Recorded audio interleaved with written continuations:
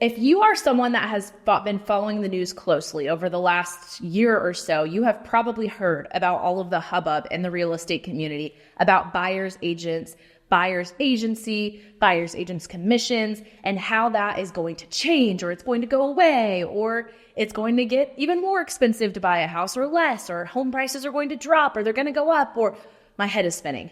There have been so many headlines over the last year that are hard to deduce even as a real estate agent. This impacts the Kansas City market specifically because the trial that caused all of this hubbub was held here in Kansas City. So there's been a lot of buzz. But what is the truth? How will this impact you if you want to buy or sell a house in the Kansas City area or really anywhere? And what should you know? What should you change? What should you do? I'm here to help. Don't worry. My name is Rachel Kilmer. I'm also known as Rachel the Realtor on the internet. I am a licensed real estate agent here in Missouri in Kansas and like to think that I'm a pretty logical, reasonable person. So I'm here to explain to you everything that you need to know about the NAR settlement and what it means for you in the future when you go to buy or sell in Kansas City. Take a deep breath. It's not that overwhelming, I promise. We'll dive right in and explain it all. Let's go. So first, let's start with what was the norm? What was the status quo? What did most people expect and know about working with real estate agents? And I'm going to talk specifically about the Kansas City market because that's what I know. And I know there's a lot of markets around the country that do things a little bit differently. But before all of this happened, the standard over the last, I'm going to say 2 or 3 decades has been that the sellers pay a listing commission to their listing agent, and then the listing agent co-ops or splits it with the buyer's agent. How this comes to be is when someone says, hey, I want to sell my house, they bring a listing agent in to talk to them and say, how much does it cost to sell my house? What is your commission? The listing agent says, well, my commission is X%. Personally, for me, it's 6%. And I split that with the buyer's agent, is how this conversation used to go. In the listing agreement contract, there were boxes where you would put what percentage is being given to each agent. This is all kind of part of it. When the sellers would ask, can I get a discounted commission? Sometimes the listing agent would say, sure, I'll do it for 5. And then it's another conversation of, well, which agent takes the discount on their commission? Is the listing agent taking 2 and the buyer's agent taking 3? Are they both taking 2.5? It was kind of a negotiation that happened at the listing appointment. That is the previous norm. So if you're a buyer previously, and you were working with a buyer's agent to go out and look at houses, you could pretty safely assume that your buyer's agent commission was going to be covered by a seller when you go to purchase a home. Your buyer agency agreement that you signed had what your buyer's agent's fee is. For me, that's 3%. And then the seller would agree to pay that fee, is basically how it worked in the past. So was this across the board, every single deal? No.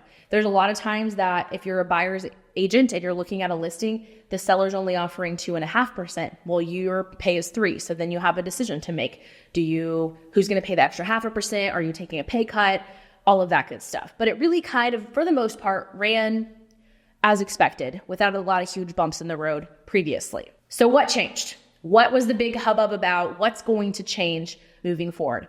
On paper, there are really only a few very specific changes that are going to happen. Number 1 is NAR, the National Association of Realtors, is going to pay a lot of money. I think the number currently is $418 million over 4 years to the class action plaintiffs, to the lawsuit people. Can you tell this is from a non-legal professional explaining this to you? NAR also agreed to create a new MLS rule prohibiting offers of compensation on MLS. So that means that previously there was a blank where you could see what the listing was offering to pay the buyer's agent.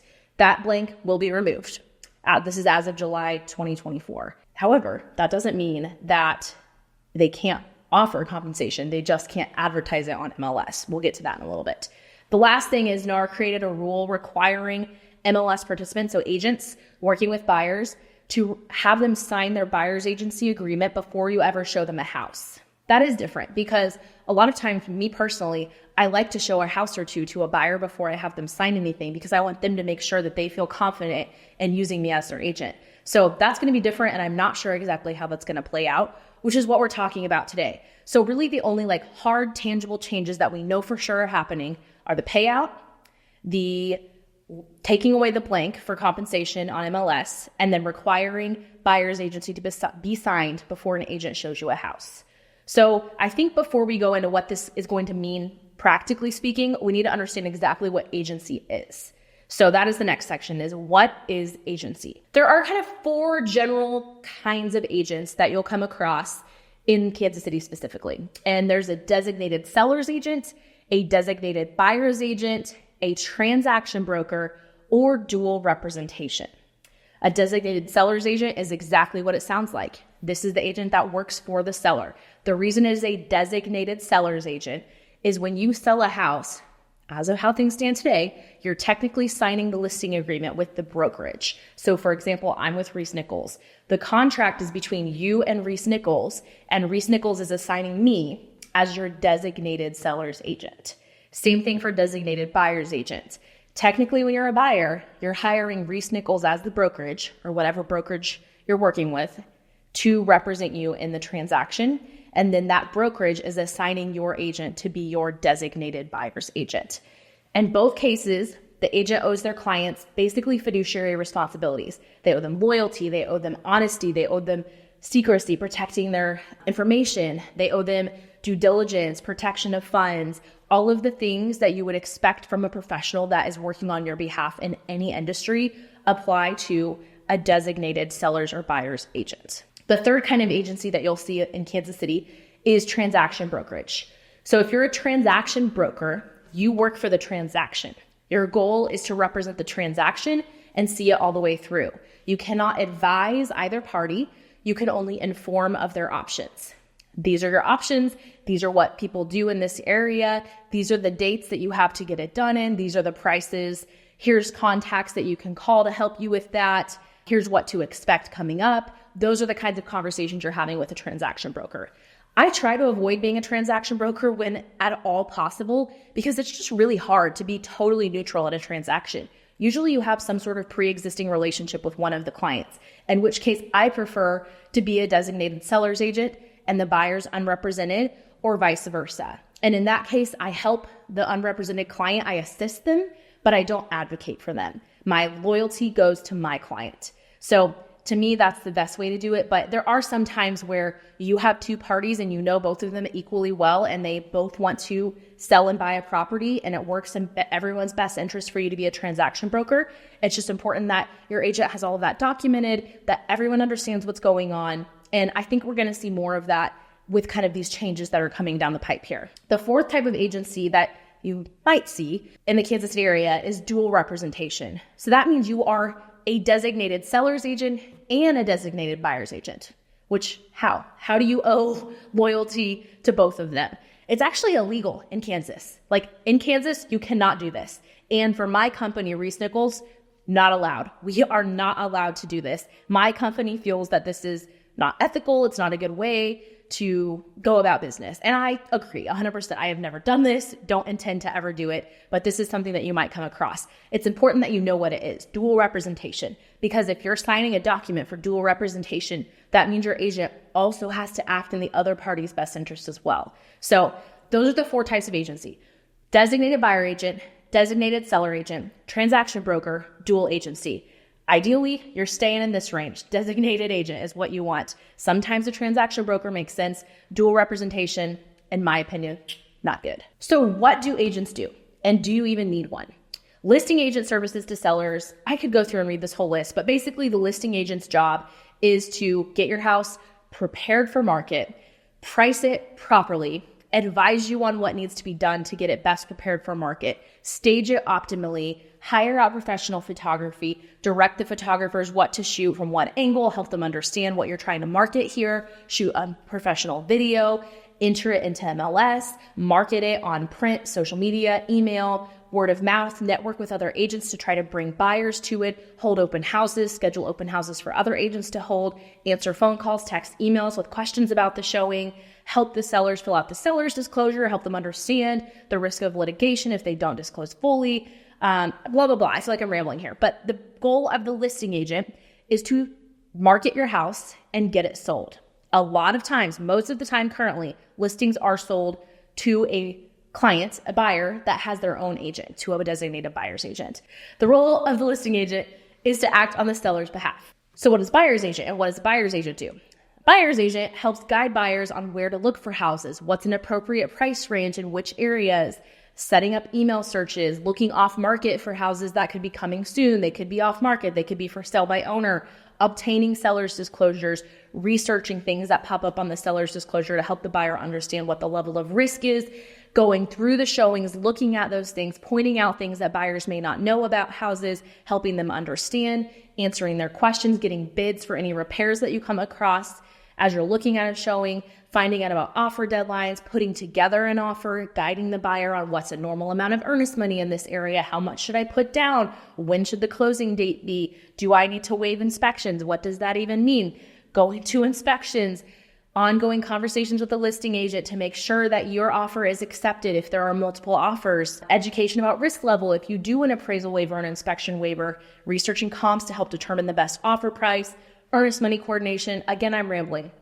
The goal of the buyer's agent is to work with you and help you reach your goal, which is buying a house. The buyer's agent acts on your behalf, educates you, shares their knowledge with you, uses their network to provide you with houses that may not be on the market, to provide you with vendors, to help you get to the closing table. Whether you use a buyer's agent or a seller's agent, this agent should be your real estate agent for life. This is someone that you should be able to call anytime you have a question about real estate in the future that is an expert in their market and you can trust like you trust your financial advisor or your general practitioner doctor. So now we know what agency is. Now we know what types of agency there are. Now we know what's changed recently and what used to be the norm. Add it all up and what does that mean? What does this practically look like for Kansas City area buyers and sellers? I'm going to tell you the truth because that's what I do. We just don't know yet. We don't know how much this is going to impact the regular flow of day-to-day life in the real estate industry. One extreme is we could take all this and swing completely the opposite way, where the vast majority of sellers say, you know what, I do not want to pay buyer's agent's commission and I'm not going to. If we swing to that extreme, here's what buyers are faced with. They're either going to have to pay their agent themselves, try to negotiate with the seller and work that into their offer as a seller paid closing cost, or work with the listing agent in one of the capacities that we talked about previously, either as an unrepresented buyer, with transaction brokerage, or with dual agency. Not super ideal, but I do think that we're going to see a lot of negotiation around this as it becomes part of your offer, just like your earnest money or down payment, all that good stuff. If you're an unrepresented buyer working with the listing agent, there's pros and cons. Pro, you don't have to pay commission. Cons, you don't have representation. You have to lean on an agent for guidance who has to act in the seller's best interest. If it's dual agency, we've talked about the pros and the cons. It's just not ideal. Transaction brokerage, pros and cons. Pro is the agent works for the transaction itself, so they're not advocating for either party. If you feel really confident in your skills and your abilities to advocate for yourself, that could be okay. Cons is though someone's still got to pay for that commission. So is it going to be the seller? Is it going to be the buyer? Is it going to be a combination of the both? It will depend on the transaction. So it's kind of one extreme. Here's the other extreme that could go to. And this is what you're going to hear a lot of agents saying, I think, is nothing is going to change. Everything's going to be great. Everything's going to be fine and dandy. Don't worry. Just ignore this. Let's sweep it under the rug. And this extreme would be basically there's just not a blanket MLS anymore, but the sellers are still offering to pay commission across the board.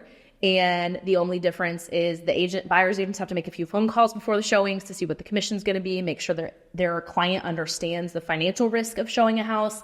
And then you have to sign the buyer's agency before you see a house. What is going to happen, in my opinion, is something in the middle.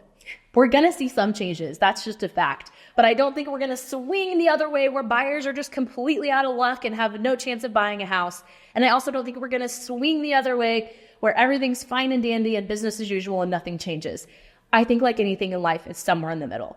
And the moral of the story is you want to work with someone that is transparent, that is honest, that is upfront, and that will sit with you and make sure you fully understand everything before you sign it. So I would be honored to do that for you. And even if you're not in the market to buy or sell a house, I love talking about this stuff. Hit me up. We'll have a conversation.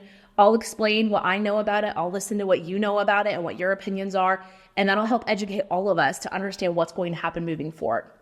The bottom line is everything in real estate is negotiable, whether it's the actual house you're purchasing, who you're working with in the transaction, who you're using as your lender, who you're using for inspections. Everything is negotiable for the most part. So just make sure that you understand what you're getting into and that you're fully educated and that you trust who you're working with. We don't know what this is going to look like, but what I do know is that a lot of buyers and sellers do still need representation to protect them through these transactions. And it will be really interesting to see as we ride out over the next 6 months to a year to 2 years even, how this kind of all shakes out and what that looks like in the future. But I'm here for it. I'm excited to kind of learn more and learn alongside you guys. And until then, I'll be here on YouTube giving you guys the scoop on all things Kansas City. See you next time.